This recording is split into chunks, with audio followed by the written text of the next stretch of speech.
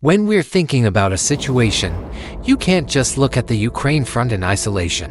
On the Ukraine front, the Russian army seems to have the advantage, so a lot of people think Russia should push to the Dnieper River or even swallow the whole of Ukraine. Otherwise, they believe Russia's internal situation will deteriorate, and the Russian soldiers will never forgive Putin.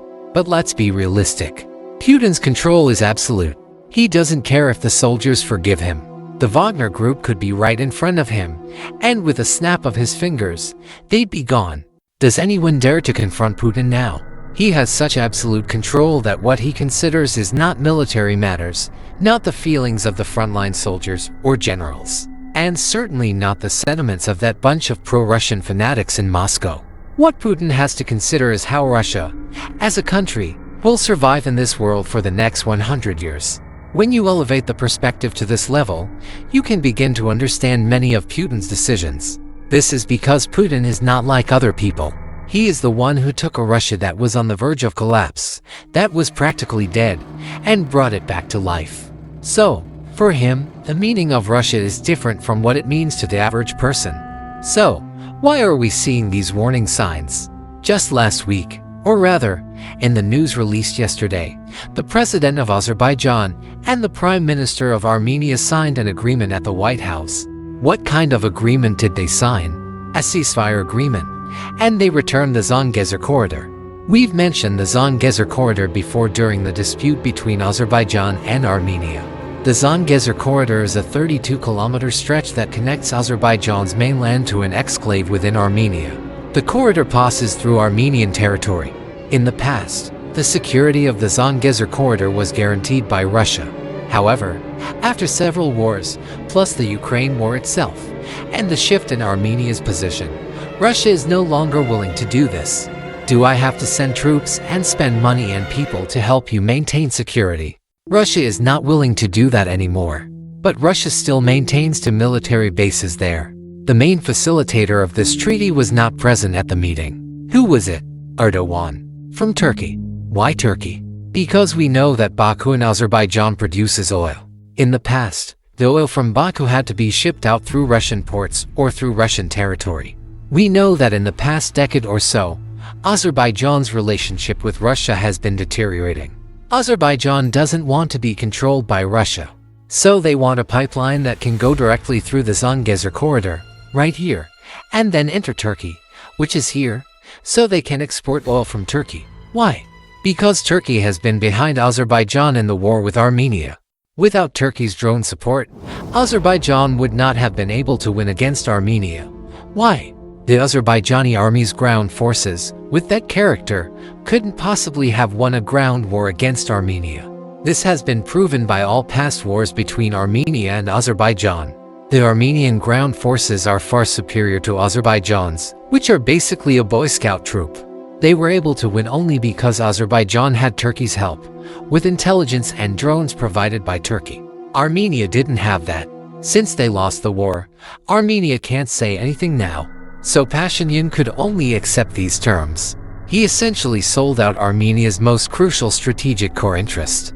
Without this Zangezur Corridor, you no longer have any cards to play. Now, who unexpectedly came out to oppose this agreement? Iran. Because Iran is right on the border. Iran believes that the agreement reached between Azerbaijan and Armenia grants a 99-year operating lease for the Zangezur Corridor to an American company. How will you guarantee that an American company can control this corridor? With troops. This is America's plan. Iran thinks, are you going to let America station troops right next to me? How am I supposed to survive? So Iran jumped out yesterday to oppose this. Just from this one thing, you can see how incredibly complicated the relationships are. But the reason this situation has developed is one very important key factor. Russia's influence in the Caucasus region is in decline. Why is Russia's influence in the Caucasus declining? Because Russia is still bogged down in a war. But is the Caucasus region important to Russia? Yes, very important. Russia cannot afford to lose the Caucasus. If it loses the Caucasus region, it's over for them.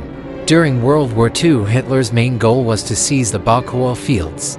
The reason Germany fought in the Caucasus during WWI was to get from there to Baku. And now, they've directly handed it over to the US. To many people who understand Russia's grand strategy, they know that this area is essentially Russia's weak point. And the Americans are very smart. With minimal cost and without consulting Europe, they've directly secured this position.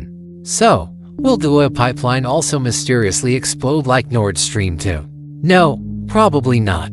Because of the fear of that, America will certainly have its own methods. Nord Stream 2 exploded, but who says the Zangezur corridor won't? The Zangezur corridor is now going to be renamed. It's going to be called the Trump corridor. In the press conference after the meeting, the president of Azerbaijan said, "We are willing to name this corridor the Trump corridor." So it looks like a new war could break out here soon. But what's the biggest problem we can see now? Previously, it was Russia that dominated the order in this area, in the Caucasus region. Now that Russia has lost the ability to dictate the order, this area may turn into a battlefield. Is that a good thing or a bad thing for Russia? Of course, it's a bad thing. But with the war in Ukraine still ongoing, these risk factors on Russia's periphery will continue to accumulate. So if you were Putin, when you're weighing these things, you can't just consider what you get from the Donbas. You might get the Donbas, you might even push to the Dnieper River, but you'll lose your own backyard. Your backyard. How are you going to deal with that? So when you look at these things, you can't look at it from a single perspective. For Putin, is the Donbas more important or the Caucasus? The Caucasus. The Caucasus. For Russia's survival, the Caucasus is much more important. Why? Because the Donbas is just a nice to have, adding flowers to the brocade, while the Caucasus is a must-have, sending charcoal in the snow. Getting the Donbas is, of course, a good thing. But if you take the Donbas and the entire Caucasus region falls apart, that would be a huge impact on Russia and Central Asia. So Putin cannot afford to lose this area. It's just that he currently doesn't have the ability to influence it. So for the US, if you look at these two situations together, on at least these two issues, America is actually containing Putin. Therefore, a ceasefire agreement is not that simple. It was never that simple to begin with. These things are not isolated events. I know a lot of people have different opinions on my predictions or views. They think that in the Donbas, Russia should push directly to the Dnieper River. Otherwise, the war will restart soon. But Russia right now does not have the ability to make that choice. If it could, taking over the whole of Ukraine would be okay, of course. But every choice has a price. How big a price is Russia willing to pay to take over all of Ukraine or to take over the Dnieper River? A temporary victory in a ceasefire. And how will Russia regain the upper hand? Russia has its own influence in all the villages and towns along this line. It's like how we have to lay a fiber optic cable here, and the village head will come out to argue with you for a kickback. If you don't agree, they say, "No way." And if you smash the village head's store, he'll say, "I'll call my uncle in Moscow." Russia currently has no ability to intervene, but Russia can use many methods to make itself eligible to intervene. But the premise is that you must end the war in Ukraine.